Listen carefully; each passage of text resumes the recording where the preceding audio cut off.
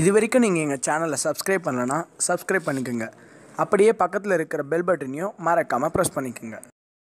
இன்று நடந்த பள்ளிக்கொண்டா மாடுவிடும் திருவிழாவில் தொண்ணாந்துளசி போல் ரெடியரோட பைபாஸ் காலை 2வது பரிசை தட்டி சென்றது.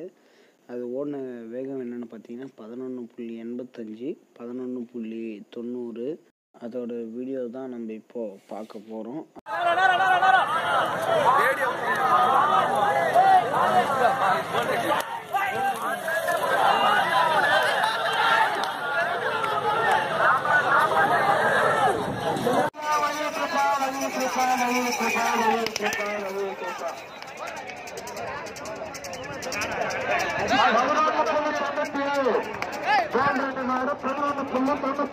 Hey!